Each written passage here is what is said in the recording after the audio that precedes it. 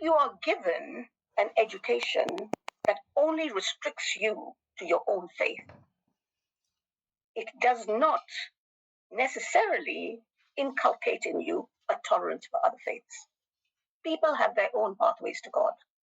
And to go into a religious school that only teaches you that there is one pathway to God and it is theirs, to me, it encourages intolerance. And interestingly, on the Bangladesh story, there have been studies done of madrasas, particularly the unregistered madrasas, the Qawmi Alia madrasas. Oh, I can't remember which one. Anyway, the unregistered madrasas, but madrasas in general. And they find that boys and girls who go to madrasas have far less favorable attitudes towards women's abilities, towards women's leadership qualities. They were much more likely to favor sons. They're much more likely to want women to stay within the home. So religious education is molding people's minds and attitudes. I am not against religious education, but I think it is far better that it is part of a broader curriculum that also teaches you science and arts and culture and other people's religion, so that you understand that yours is just one pathway to God.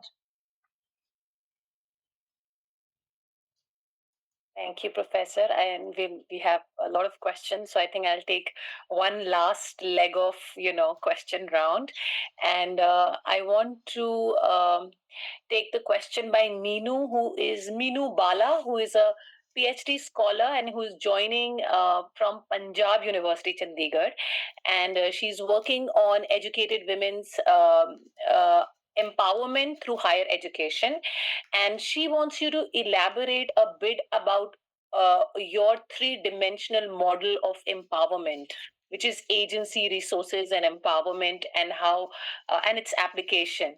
Another question is by Dr. Atfar Shah, who is a research assistant at our center, Sarojini Naidu Center, and he thanks you for this wonderful talk. We all share the same sentiment, and he wants to ask.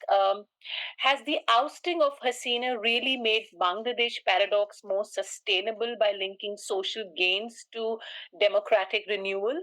Or does it reveal that these gains remain fragile without stronger civil political institutions?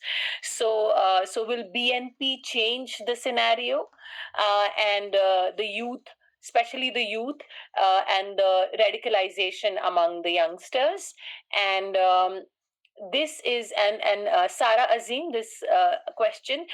Sara Azim wants to know to what extent might the rise of radical organization, just like Dr. Atfar raised, Jamaat-e Islamia, pose challenge to the progress achieved in women's rights and empowerment in Bangladesh. And this this question is by Samuel Azim. He's from Malda, India. Okay, I think I'll stop. We have already put three questions together. Okay.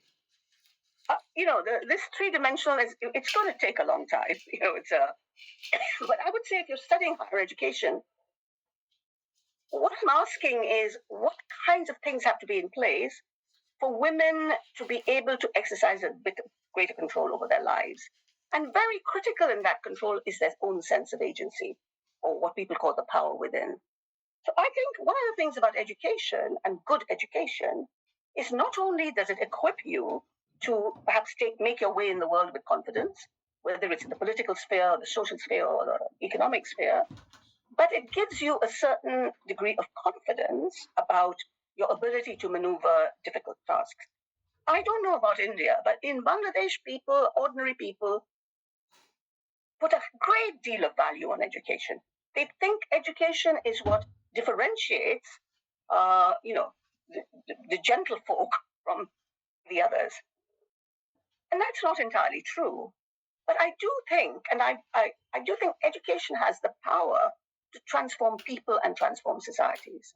And I think, in that footnote I mentioned, I deliberately chose quantitative studies because I didn't want people to say, oh, well, this is all that qualitative stuff and we can't believe it. It's all, subjective. Oh, there's solid quantitative evidence of the way in which education changes. What I feel a bit sad about is we don't know what the mechanisms are.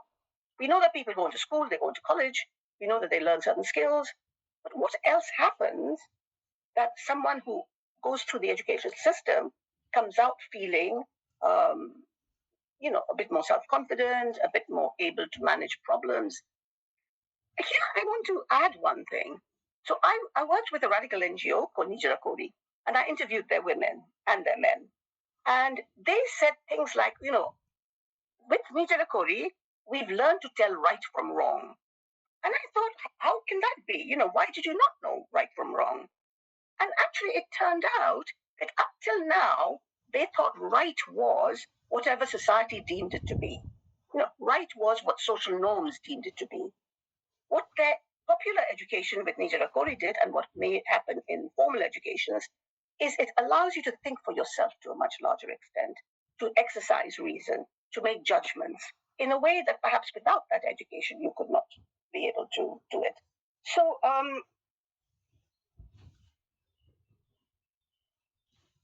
I think it all kind of depends on what kind of education that you have. And the kinds of agency that you have. So if you look at resources here, resources are education. If you look at agency, I'm talking about the way people think and behave and have a sense of being able to achieve things. And if you're talking about achievements, then what are you able to do with your education? How does your life change as a result? I think that progress happened because lots of things fell into place, right?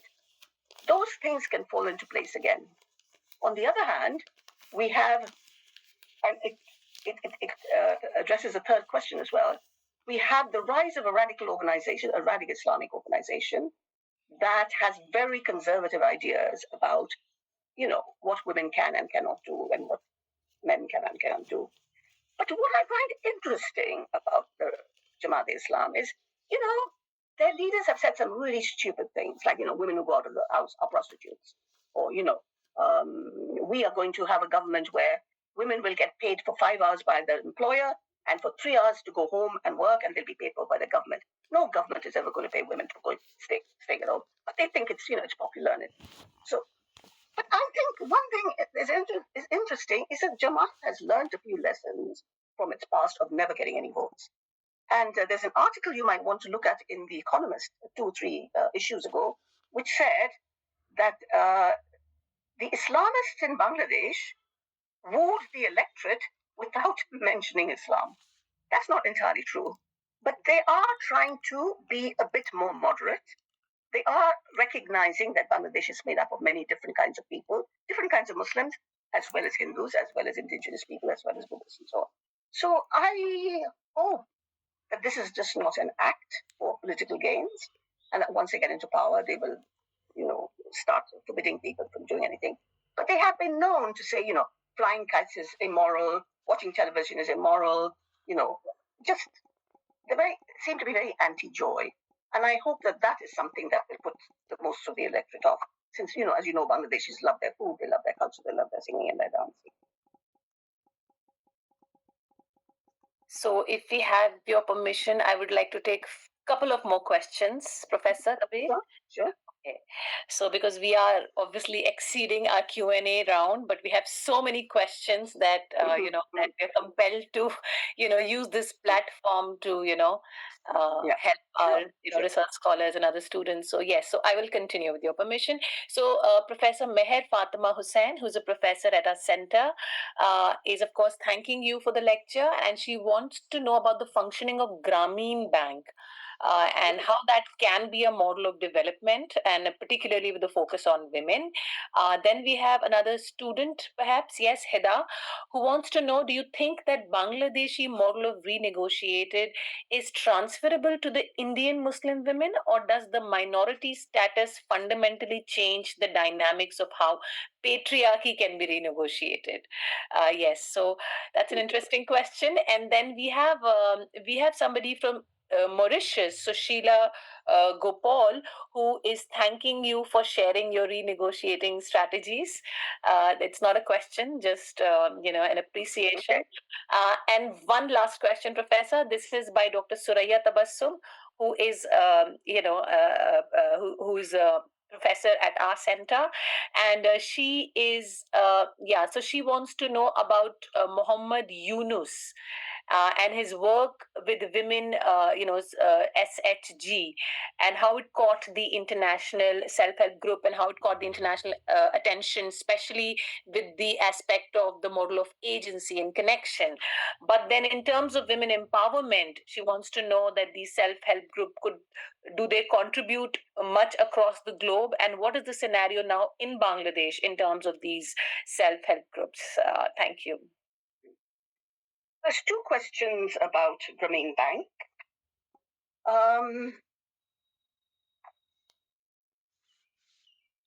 One thing I would remind you that actually Grameen Bank did not promote self-help groups. In fact, if we look at South Asia, we have two models around finance. There's what I think of as a largely Indian model of self-help groups, where people come together to save. It's a savings-led model, and then they might, borrow from each other or borrow from the bank or whatever. But the initial funds are self-generated. That they save it and of course these self-help groups vary a lot in terms of how radical they are and so on. The Grameen model is a credit-led group formation, and you form these groups in order to be able to exercise certain discipline and in order to ensure that the loans were repaid.